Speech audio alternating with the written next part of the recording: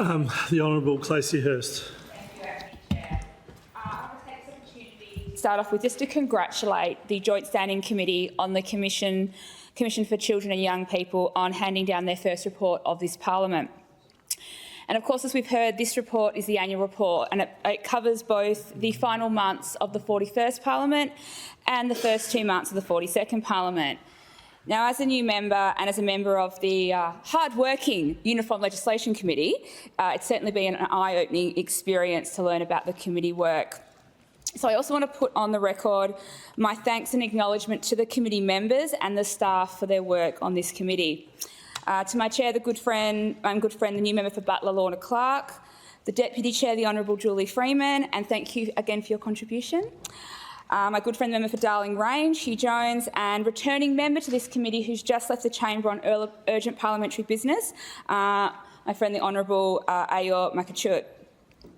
But I also want to acknowledge the hard work of the previous committee from the 41st Parliament.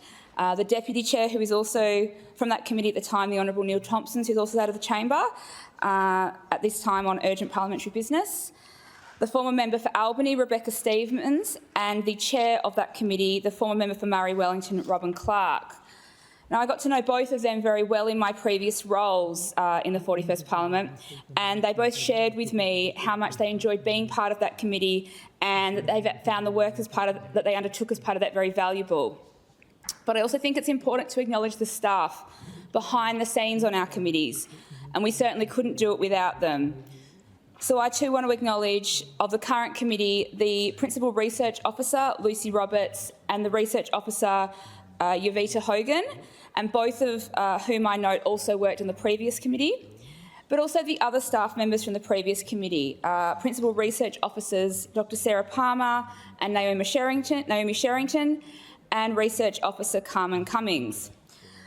But I also want to put on the record my thanks to the current Commissioner for Children and Young People, Jacqueline McGowan-Jones, and the previous Commissioner, Colin Pettit. Both are passionate advocates for children and young people. And I actually recall the first time I properly met Jacqueline, and she probably doesn't remember it, but I certainly do. But those 5 or so minutes that we chatted have been so impactful to me, even as just a ministerial staffer at the time. Now, the report itself covers the work that was completed during 2024 and 2025. And I note that during the final months of the 41st Parliament, they tabled 3 reports. In addition to their annual report from that previous year, they also tabled their reports Pathway to Thriving, Enhancing Support for Humanitarian Children and Young People in Western Australia, and Priorities for Further Work for Children and Young People, which is a summary report of the work of the committee of the 41st Parliament. I found both of those reports very interesting. In Report 9 in particular, I found myself reflecting on the experiences of my own family that migrated from the Netherlands, from Friesland, after the war in 1952. We've got to stick up for each other. Now, I'm actually the second generation, but I was really lucky to spend so much time with my grandfather, my Parker, who arrived as a 19-year-old, and he died just a couple of years ago, just short of his 90th birthday. But I also got to spend a great deal of time with my great-grandmother, my Beppa. She died when I was 17 and she was 93 years old.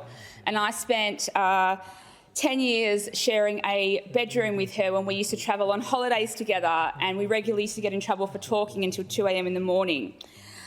And she used to tell me about her experiences both during the war and afterwards. But reading through that report, it really made me think about what it must have really been like for them. And it's probably safe to say they generally only shared the positives at the time. But looking back, especially at the way my grandfather was in our family and the dynamics, the impacts of going through the war, his dad being away for most of that time, the famine they experienced in that final winter, the rebuilding after the war, the decision to migrate, and then the migration-related trauma, it had huge impacts on the way he was, both the good and the bad. And we're probably only realising the bad, unfortunately, after he's gone, and that the trauma it's actually passed on to generations that have followed. I also think Report 11 is also important, and again I want to thank the committee for this report, it's left the incoming committee with some interesting topics to consider, and I look forward to seeing the reports of the committee in the future. Now, as we've heard, young people aged 10 to 25 make up almost 22% of Western Australia's population. Now, this is a really significant amount.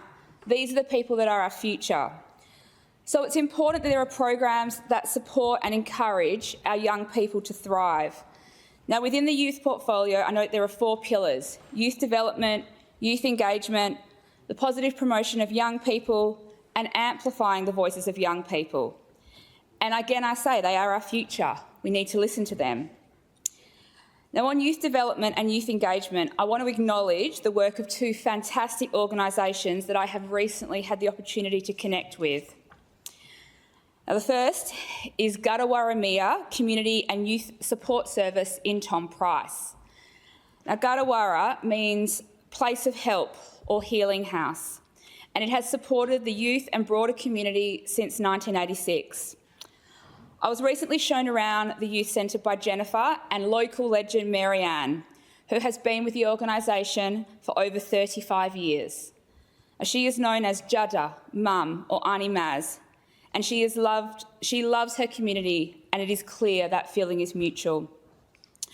The centre itself provides a regular drop-in service.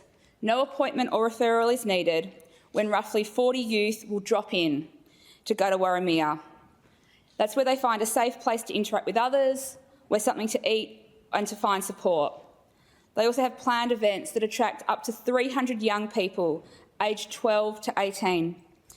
These events are just so popular they actually spill out into the backyard of the centre.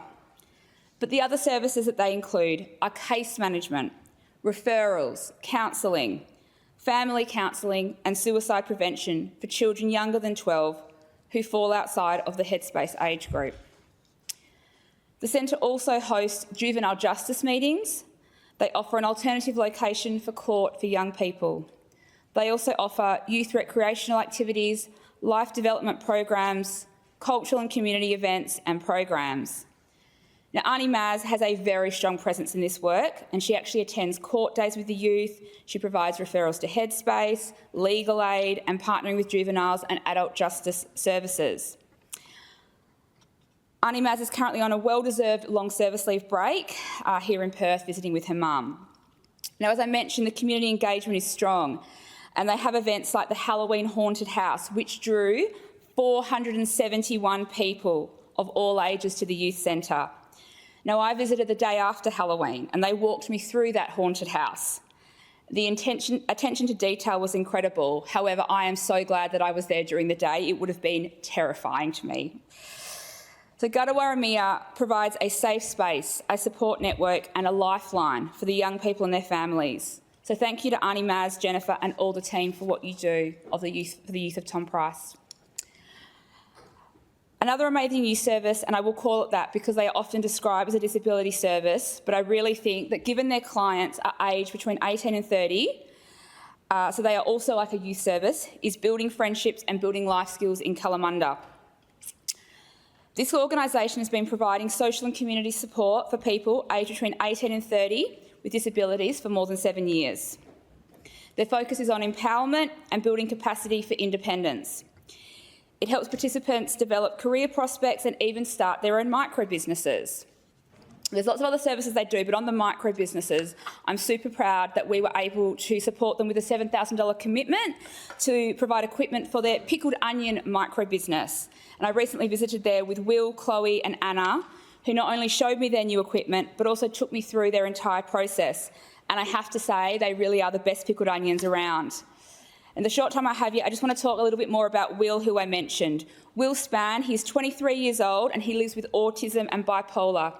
He's been part of Building Friendships for 2 years and is one of the leaders of the micro enterprises.